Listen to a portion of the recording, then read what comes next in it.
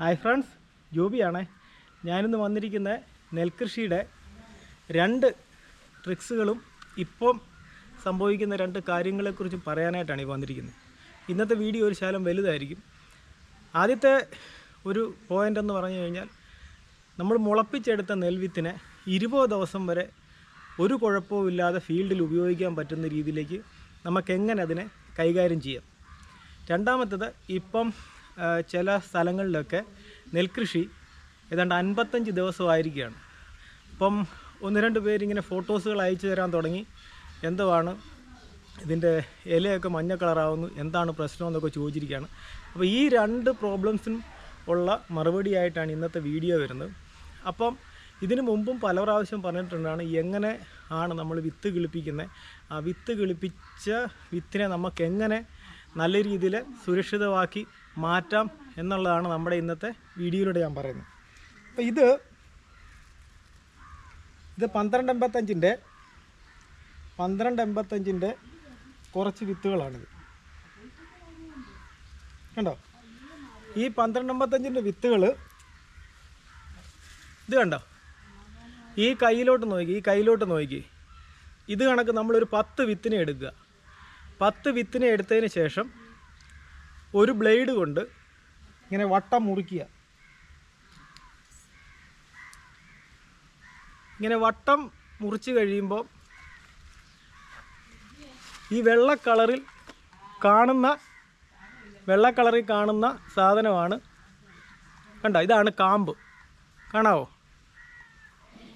ഈ കാമ്പ് ഉണ്ടെങ്കിൽ ആ വിത്ത് കിളുക്കുന്നതായിരിക്കും. കാമ്പുള്ള വിത്താണെങ്കിൽ കിളുക്കുന്നതായിരിക്കും. അങ്ങനെ നമ്മൾ 10 വിത്തിനെ ഇത് കണക്ക് മുറിക്കുക ബ്ലേഡ് കൊണ്ട് മുറിച്ച് കഴിയുമ്പോൾ നമുക്ക് ആവറേജ് അറിയാം എല്ലാ വിത്തിനും കാമ്പുണ്ടോ എന്ന്. അപ്പം ഈ കാമ്പുള്ള വിത്തിനെ നമ്മൾ സെലക്ട് ചെയ്തതിന് ശേഷം ഒരു 12 മണിക്കൂർ, വണ്ണമുള്ള കാമ്പാണെങ്കിൽ 12 മണിക്കൂറും, വണ്ണം കുറഞ്ഞ് അതായത് ഉണക്കു കൂടുതൽ നെൽവിത്താണെങ്കിൽ ഒരു 15 മണിക്കൂർ നമ്മൾ വെള്ളത്തിലിടുക. പക്ഷെ വെള്ളത്തിലിടുന്നതിന് മുമ്പ് നമുക്ക് കിട്ടിയ വിത്തിൻ്റെ പതിര് വാരണം നമ്മളെപ്പോഴും പറയുന്നതാണ്. പതിര് വാരി കഴിയുമ്പോഴത്തേക്ക് നമ്മളൊരു 30 കിലോയുടെ ബാഗ് ആണെങ്കിൽ ഒരു 3 കിലോ പതിര് മാറും. അരത്തടി കാണും, പതിര് കാണും. ഇതെല്ലാം നമ്മൾ മാറ്റണം. എന്താണെന്ന് പറഞ്ഞാൽ, പതിരിനെ കണ്ടത്തിൽ കിടന്ന് കിളുക്കാനായിട്ട് നമ്മൾ ഒരിക്കലും സമ്മതിക്കരുത്. പതിരും കിളുക്കും, പതിരും അരത്തടിയും കിളുക്കും. ഇത് ആരോഗ്യം കുറഞ്ഞ നെൽവിത്തായിരിക്കും. അത് ആദ്യം രോഗബാധയും കീടബാധയും ഏൽക്കുന്നത് ഈ ആരോഗ്യം കുറഞ്ഞ നെൽവിത്തിലായിരിക്കും. അപ്പോൾ അത് വരാതിരിക്കാനായിട്ട് നമ്മൾ ഈ പതിര് വാരണമെന്ന് പറഞ്ഞു. അപ്പോൾ 15 മണിക്കൂർ നമ്മൾ വെള്ളത്തിലിട്ടു. പതിര് വാരിയ ശേഷം 12 മുതൽ 15 മണിക്കൂർ ഒരു ആവറേജിൽ നിങ്ങൾ വെള്ളത്തിലിട്ടു. നെല്ല് വെള്ളം നനഞ്ഞ സമയം മുതൽ 48 മണിക്കൂറിനകം കിളുക്കുന്ന വിത്താണെങ്കിൽ കിളുത്തിരിക്കും.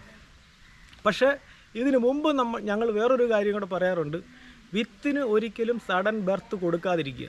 ഒരു വിത്ത് തീരുമാനിക്കണം അത് എപ്പം കിളുക്കണമെന്ന്.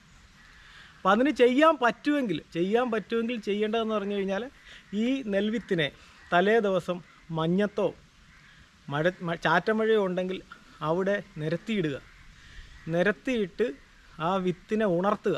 അതിലേക്ക് ഓക്സിജൻ ആ വിത്തിലേക്ക് കയറ്റിയതിന് ശേഷം വിത്തിനെ ഉണർത്തി ഇങ്ങനെ 15 മണിക്കൂർ വെള്ളത്തിലിട്ടതിന് ശേഷം ആ വിത്തിനെ നമ്മൾ ചണച്ചാക്കിലായിരിക്കുമല്ലോ കിട്ടുന്നത്. അപ്പം ഈ വെള്ളത്തിലിടുന്നതിന് മുമ്പ് ഞങ്ങൾ ഈ ബാസിലസും സുഡോമോണസിൻ്റെ ഒരു ട്രീറ്റ്മെൻറ്റും കാര്യങ്ങളൊക്കെ എൻ്റെ മുൻപ് വീഡിയോയിൽ പറഞ്ഞിരുന്നു. അപ്പോൾ അതങ്ങനെ ചെയ്ത ആൾക്കാരാണ് ഇപ്പോൾ ഈ 55 ദിവസമായപ്പം മഞ്ഞ കളർ വന്നിട്ടും ഭീതിയില്ലാതെ നിൽക്കുന്നത് അവരാണ്. അപ്പോൾ അതുകൊണ്ടാണ് ഞങ്ങൾ ഈ ജൈവ പ്രോഡക്റ്റിനെ ഞങ്ങൾ പ്രൊമോട്ട് ചെയ്യുന്നതിൻ്റെയും കാരണം അതാണ്. അത് കുറച്ച് ഞാൻ വീണ്ടും ഒന്നുകൂടി വിശദമാക്കാം. അപ്പോൾ ആദ്യം വിത്തിൻ്റെ കാര്യങ്ങൾ തീരട്ടെ. അപ്പം ഈ 15 മണിക്കൂർ കഴിഞ്ഞിട്ട് നമ്മൾ ആ ഇട്ട ചണച്ചാക്കിലോട്ട് തന്നെ ഇതിനെ വാരിയെടുക്കുക. ഒരു കരിങ്കല്ലെടുത്തിട്ട് നിലത്ത് വെച്ചിട്ട് അതിൻ്റെ കുടുമി കെട്ടി ഭിത്തിയേൽ ചാരി വെച്ചാൽ മാത്രം മതി. വേറെ ഒന്നും ചെയ്യണം. നിങ്ങൾ എവിടെ വേണേൽ പൊക്കൂ.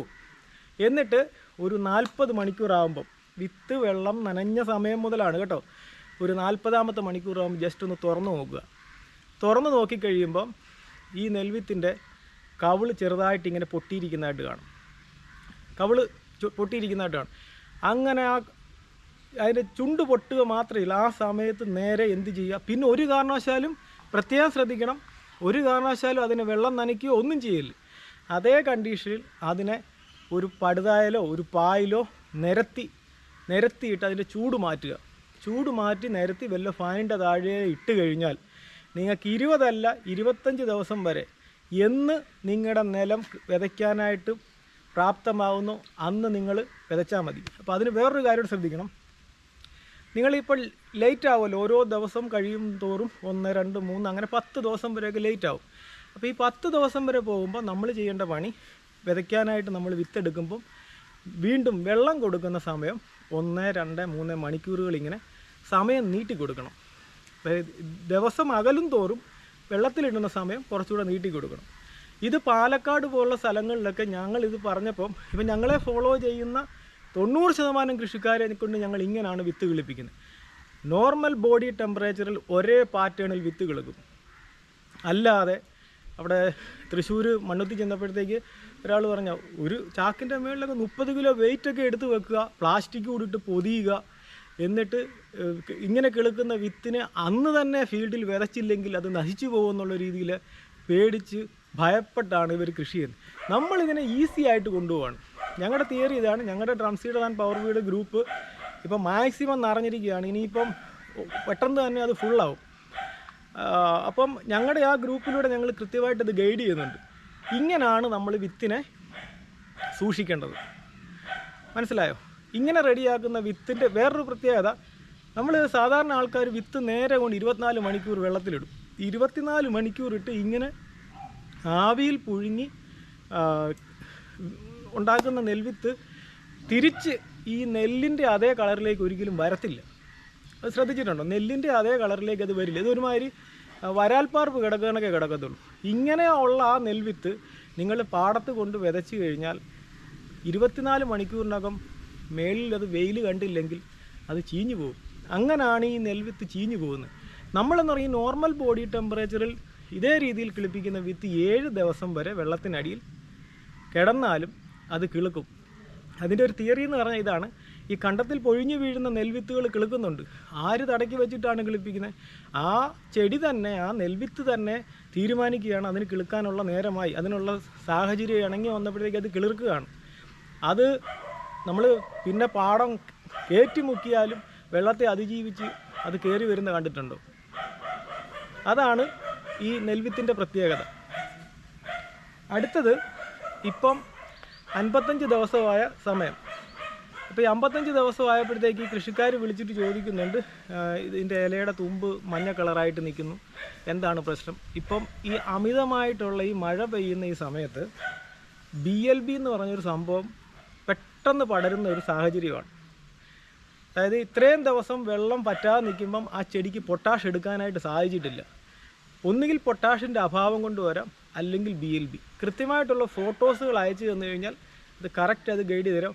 BLB ആണെങ്കിൽ അതിന് കൊടുക്കേണ്ടത് ഇപ്പം ആൻറ്റിബയോട്ടിക്കാണ് സ്റ്റാർട്ട് ചെയ്യേണ്ടത്. അത് എന്താ ചെയ്യേണ്ടതെന്നുള്ള പുറകിലത്തെ വീഡിയോസുകളിൽ പറയുന്നത്, ഒന്നുകിൽ ബൈനോൾ അല്ലെങ്കിൽ ടെട്രാസൈക്കിൾ എന്ന് പറയുന്ന ഒരു ഷാമ്പൂ പാക്കറ്റ് കണക്കത്തുള്ളത്, ഇങ്ങനെയുള്ള സാധനങ്ങൾ നമ്മൾ സ്റ്റാർട്ടിങ്ങിൽ അത് അപ്ലൈ ചെയ്ത് കൊടുത്ത് അതിനെ ക്ലിയർ ആക്കി എടുക്കണം. കാരണം അത് വന്നാൽ നിങ്ങളുടെ വിളവിനെ നല്ല രീതിയിൽ ബാധിക്കും. അപ്പോൾ എന്താണെന്ന് കൃത്യമായിട്ട് ഐഡൻറ്റിഫൈ ചെയ്യുക. അത് പാടത്തിൻ്റെ അടുത്ത് പോയിട്ട് 3-4 ഫോട്ടോ അയച്ചു തന്നു കഴിഞ്ഞാൽ അത് കറക്റ്റ് ചെയ്യാൻ പറയാം. ഇപ്പം കൃത്യമായിട്ട് ഇത് വരാൻ സാഹചര്യമുള്ള ഫീൽഡെന്ന് പറഞ്ഞാൽ 55 മുതൽ 60 ദിവസത്തിനകം പ്രായമായ നെൽച്ചെടിക്കാണ് ഈ പറഞ്ഞ ഈ BLB കാണിക്കാനുള്ള സാധ്യത. അത് വേനൽക്കാലത്താണെങ്കിൽ ഇത്ര സ്പ്രെഡ് ആകത്തില്ല, മഴക്കാലത്താണ് ഇത് വേഗത്തിൽ സ്പ്രെഡ് ആകുന്നത്. അപ്പോൾ അത് ശ്രദ്ധിക്കുക. എന്നെ കേൾക്കുന്ന പ്രേക്ഷകർക്ക് വേണ്ടിയാണ് ഞാനിത് പറയുന്നത്. ഈ 2 കാര്യങ്ങളും വ്യക്തമായി കാണുമെന്ന് വിശ്വസിക്കുന്നു. ഇനി എന്തെങ്കിലും സംശയങ്ങളുണ്ടെങ്കിൽ ഞങ്ങളുടെ ഡ്രം സീഡർ ഗ്രൂപ്പിൽ ചോദിക്കുക, അല്ലെങ്കിൽ പേഴ്സണലായിട്ട് ഫോട്ടോസുകൾ അയച്ചു തരിക. അപ്പം അതനുസരിച്ചുള്ള ഇപ്പം കഴിഞ്ഞ വർഷവും ഇങ്ങനെ തന്നെയാണ്. ഒരു നെൽകൃഷി സ്റ്റാർട്ട് ചെയ്തപ്പം തുടക്കം മുതൽ ഓരോ സ്റ്റേജ് അനുസരിച്ചാണ് ഞാൻ പോയിക്കൊണ്ടിരുന്നത്. ഇത്തവണ അത് തുടരുന്നതായിരിക്കും. പിന്നെ ഈ വിത്ത് കിളിപ്പിച്ച രീതി ഇതേ രീതിയിൽ എന്നെ പഠിപ്പിച്ചത് എൻ്റെ കൂട്ടുകാരൻ സോജനാണ് കേട്ടോ. പിന്നെ ഞങ്ങൾ 2 പേരുടെയും കൂടെ നിരീക്ഷണങ്ങളും കാര്യങ്ങളുമാണ് ഇത്രയും നല്ല രീതിയിലേക്ക് ഞങ്ങൾ എത്തിയിരിക്കുന്നത്. അപ്പം ഇന്നത്തെ വീഡിയോ ഇഷ്ടപ്പെടുമെന്ന് വിചാരിക്കുന്നു. കാരണം എന്നൊരു ശാലം വീഡിയോ ലെങ്ത് ആയിരിക്കും. പിന്നെ ഇത് കൃഷിക്കാർക്ക് ഇപ്പോൾ ഇങ്ങനൊരു ആവശ്യകത ഉള്ളതുകൊണ്ട് മാത്രമാണ് ഈ 2 മാറ്ററുകൾ ഞാൻ പറഞ്ഞിരിക്കുന്നത്. Thank you.